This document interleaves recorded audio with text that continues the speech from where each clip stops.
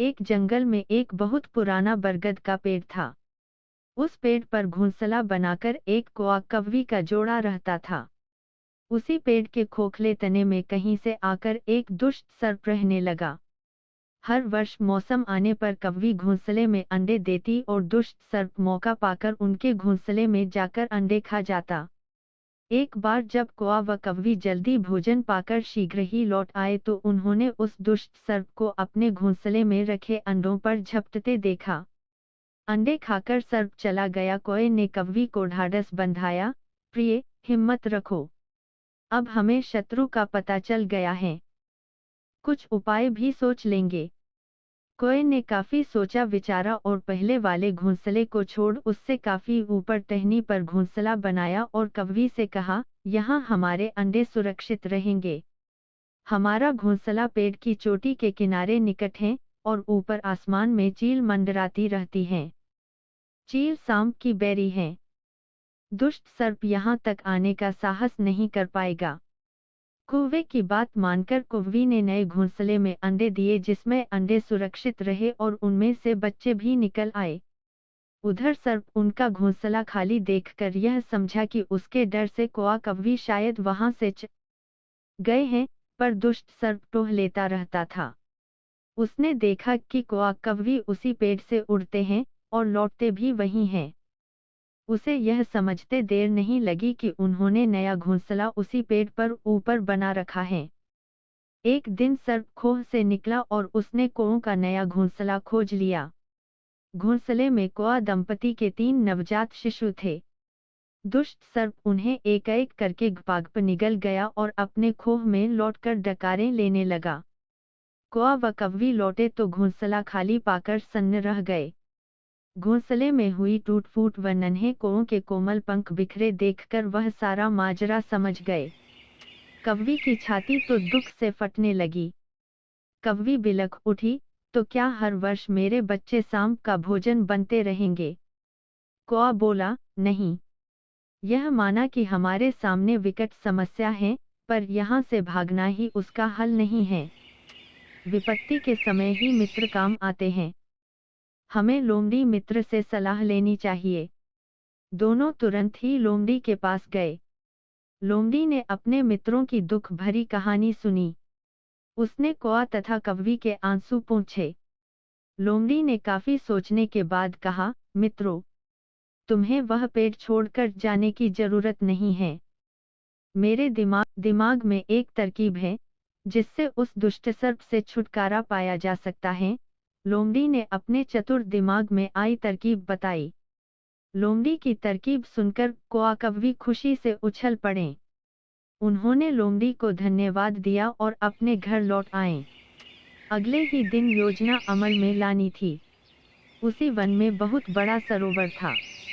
उसमें कमल और नरगिस के फूल खिले रहते थे। हर मंगलवार को उस प्रदेश की राजकुमारी अपनी सहेलियों के साथ वहां जलक्रीड़ा करने आती थी। उनके साथ अंगरक्षक तथा सैनिक भी आते थे। इस बार राजकुमारी आई और सरोवर में स्नान करने जल में उतरी तो योजना के अनुसार कौआ उड़ता हुआ वहां आया। उसने सरोवर तट पर राजकुमारी तथा उसकी सहेलियों द्वारा उतारकर रखे गए कपड़ों व आभूषणों पर नजर डाली। कपड़े के ऊपर राजकुमारी का प्रिय हीरे व मोतियों का विलक्षण हार रखा था। कौवी ने राजकुमारी तथा सहेलियों का ध्यान अपनी ओर आकर्षित करने के लिए काम बकाम का शोर मचाया। जब सबकी नजर उसकी ओर घूमी तो कौआ राजकुमारी का हार चोंच में दबाकर ऊपर उड़ गया। सभी सहेलियां चीखी, देखो, देखो, वह राजकुमारी का हार उठाकर ले जा रहा है। सैनिकों ने ऊपर देखा तो सचमुच एक हार लेकर धीरे धीरे उड़ता जा रहा था। सैनिक उसी दिशा में दौड़ने लगे। कौआ सैनिकों को अपने पीछे लगाकर धीरे धीरे उड़ता हुआ उसी पेड़ की ओर ले आया। जब सैनिक कुछ ही दूर रह गए तो कौए ने राजकुमारी का हार इस प्रकार गिराया कि वह सांप वाले खोह के भीतर जा गिरा। सैनिक दौड़कर खोह के पास पहुंचे। उनके सरदार ने खोह के भीतर झांका। उसने वहां हार और उसके पास में ही एक काले सर्प को कुडंगली मारे देखा। वह चिल्लाया, पीछे हटो। अंदर एक नाग है। सरदार ने खोह के भीतर भाला मारा। सर्प घायल हुआ और फुफकारता हुआ बाहर निकला।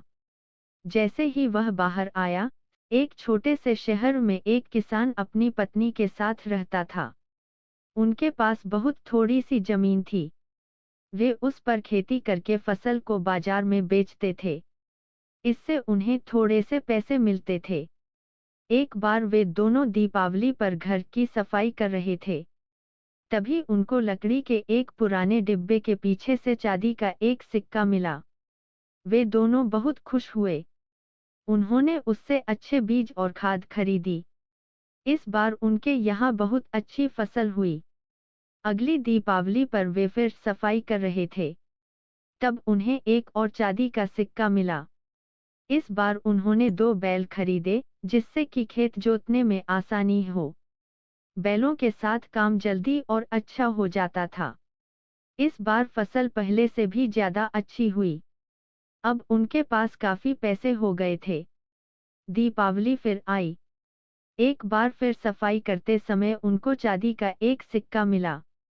इस बार उन्होंने तय किया कि एक बकरी खरीदी जाए। सिक्के से उन्होंने एक अच्छी सी बकरी खरीदी जो कि बढ़िया दूध देती थी। अब वे खुश खुशी रहते थे। खेती अच्छी होती थी।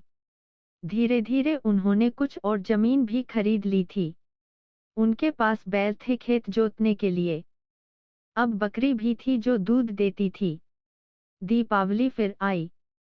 सफाई करते समय एक बार फिर उन्हें चांदी का एक और सिक्का मिला। इस बार उन्होंने उस सिक्के से एक बिल्ली खरीदी। एक सुंदर सी सफेद बिल्ली। किसान की पत्नी बिल्ली को बहुत प्यार करती थी और रोज उसे दूध पिलाती थी।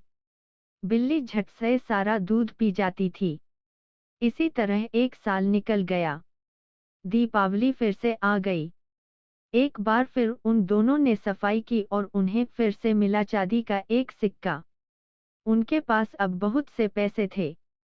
किसी चीज की कोई कमी नहीं थी।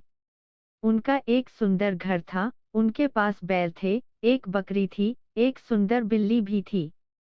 उन्होंने निश्चय किया कि इस सिक्के से वे अपने घर के बगीचे में कांच का एक पुल बनाएंगे।